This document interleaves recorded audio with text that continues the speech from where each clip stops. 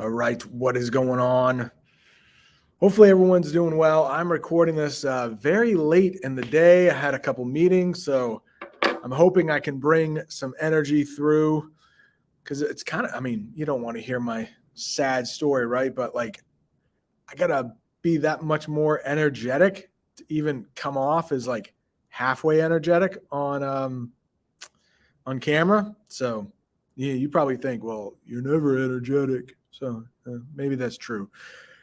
But let's try to get through this. I think we got something good. Hopefully, we had that good discussion. And I kind of have to yell too. Microphone on here is not great. Hopefully, we have something good. Remember, we left at a cliffhanger. It was like the dad was there. We're going to find out a couple things. It's going to be good. We like drama, right? Some people like being in drama, but a lot of us like watching the drama and we don't have to be involved. So hopefully you like this one. Trey, Sawyer, stay at the library, maybe getting some things done. And then Julia, like Trey kind of says, yeah, you should go with dad. So he doesn't offer too much help for her. He doesn't really back her up. Like, yeah, you should probably just go. So that might come up. Anything else? Roxy, BFF, Sarah, nah, we're done with him, at least for a little while. All right, let's do this right at the top. Yellow. And some classes yesterday talked about that awkwardness of being in trouble with a parent, or I guess anybody, and then just having that awkward silence. It's not going to be that silent, though. Not here. We get into Dad's car, and I'm immediately aware of how seldom I ride anywhere with him. I can probably count the number of times on my fingers. He hardly ever goes out, and when he does, my mom almost always drives. He leans forward, squinting. Oh, you know what? I'm just thinking out loud here, but what if he does see visions? Is that why he never drives? I don't know. Maybe. He leans forward, squinting at the windshield and muttering under his breath as he eases out of the parking space.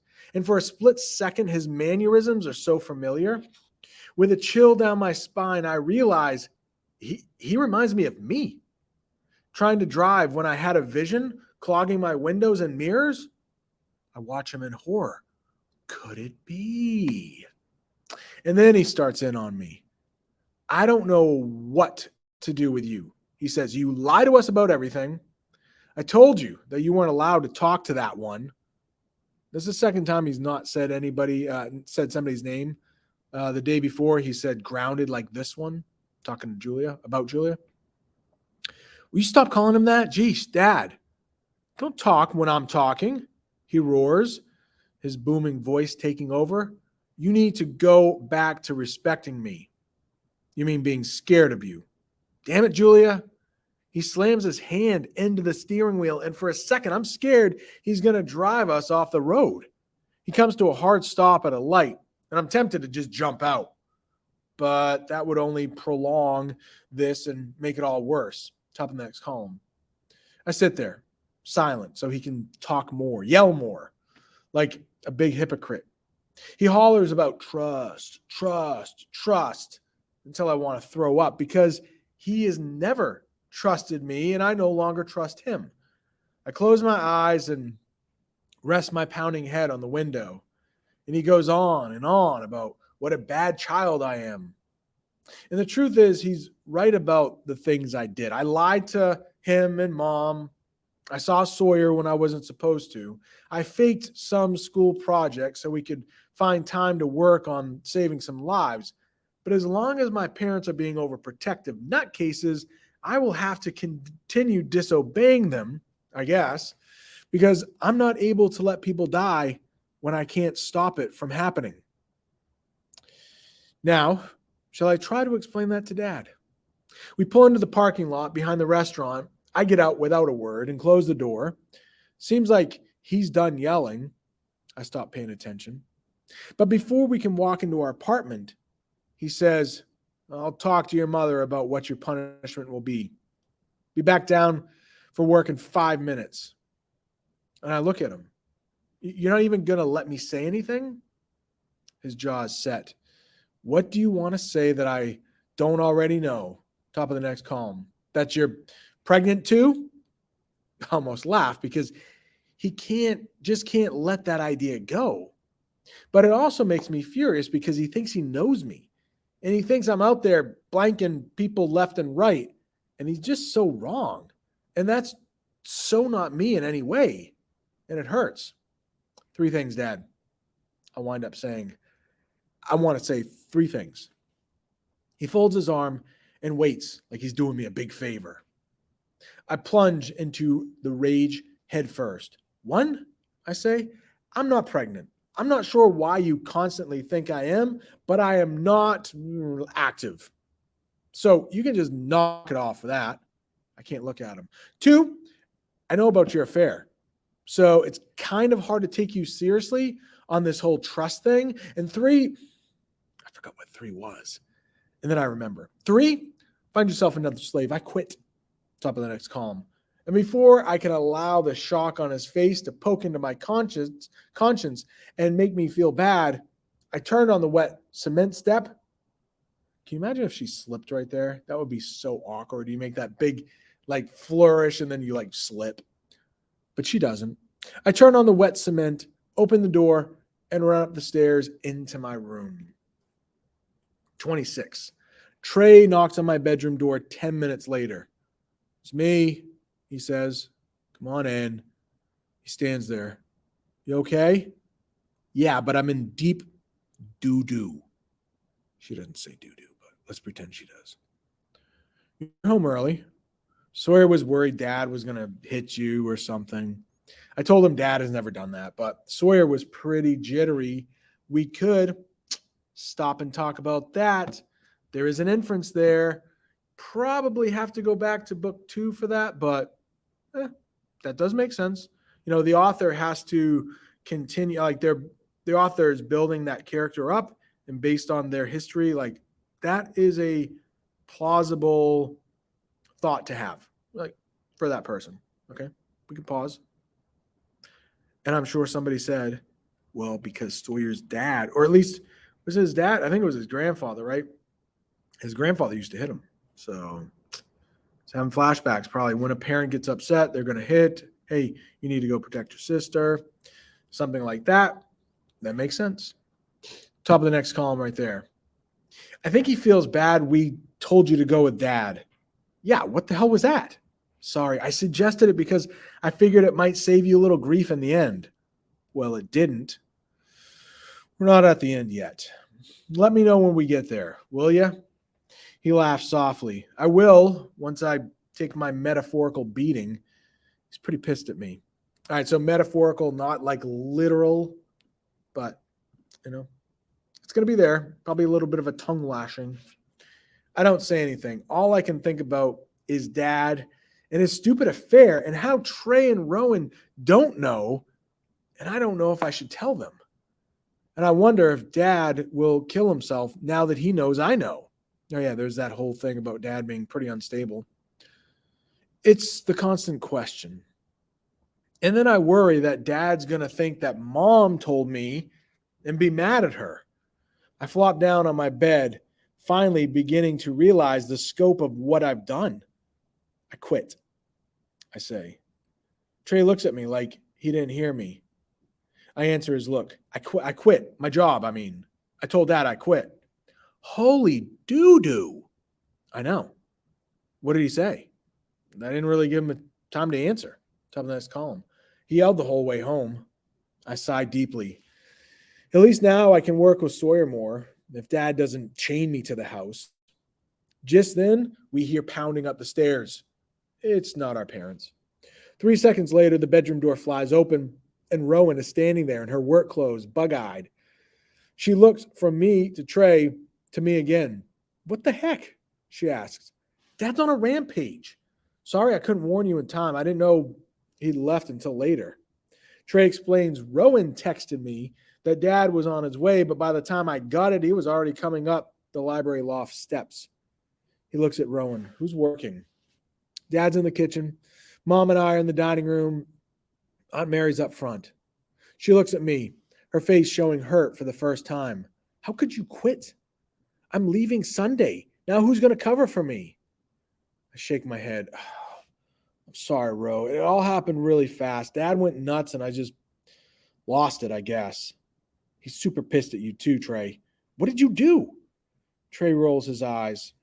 I think I humiliated him in front of an Ignati. He told me to go home and I said no.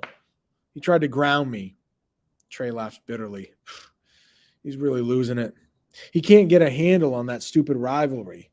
Okay, so somebody stole your recipe. Get over it. Make up a new, better recipe. All right. All right. So this is the point where Julia could say, well, you know what? It's the recipe, but it's more than that. I bite my lip and look at the floor. I know it's more complicated than that. And I'm starting to wonder if there's even more crap going on with Dad. But as mad as I think I am about the way he's treating me, I don't think I should say anything, especially about the affair.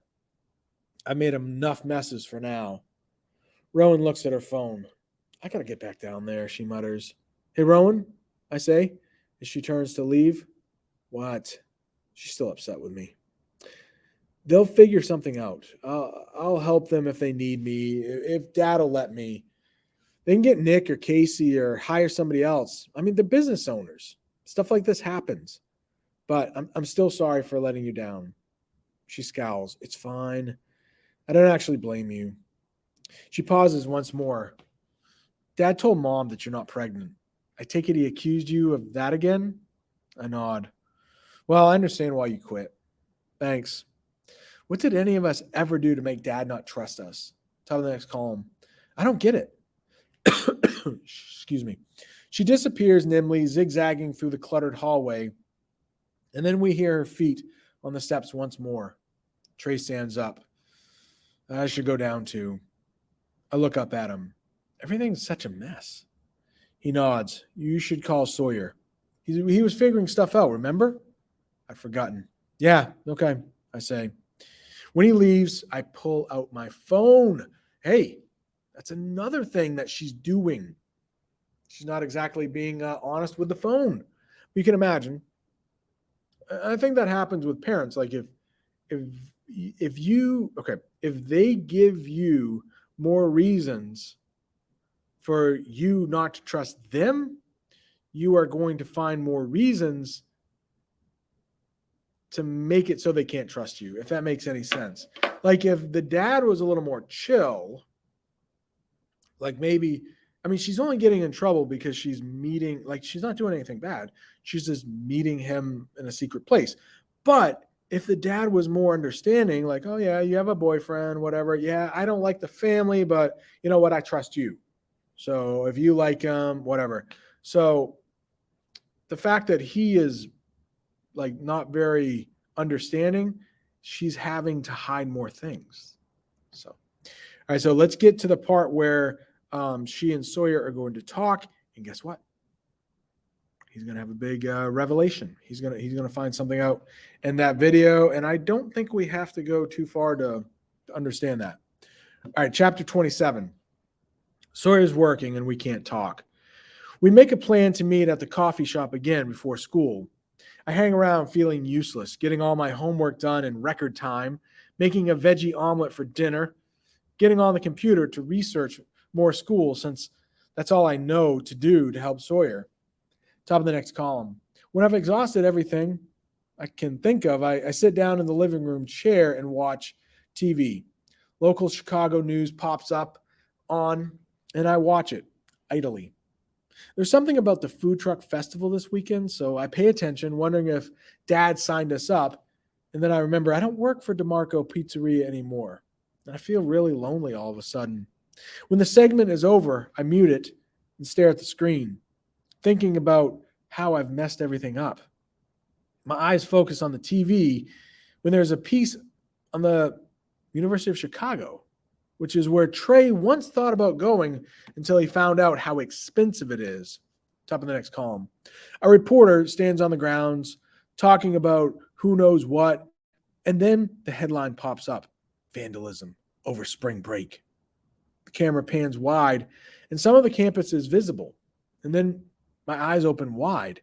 I lunge for the remote and hit the record button, begging it to get the whole segment. Then I fumble for my phone and call Sawyer. Hey, he says, where are you? Come over right now. Can you? Are you kidding me? No, I think I found the school. I have it on my DVR. Top of the next column. It's not a high school story. It's the University of Chicago. Okay, but what about your parents? They won't be upstairs before 11. Come. I'm turning around. I'm 5 minutes away. Meet me at the door to your apartment. Awesome. I hang up and run to the bathroom to make sure I look okay. And then I go back to the TV and rewind to make sure I actually got what I need. I do. I have the whole show. While I wait, I cue it up so Sawyer can be in and out of here quickly. And then I look around the living room like I'm seeing it for the first time. Oh, dear dog. I say, oh, dear dog. It's mortifying. No one has ever seen this. No one. Whatever, I mutter. This is more important. I head downstairs to wait. Sawyer comes out of nowhere and suddenly face in the door's window. Sorry. A sudden face in the door's window. I open it quietly and wave him inside. 2 things, I whisper as we creep up the stairs. We have to hurry, and my dad's a hoarder.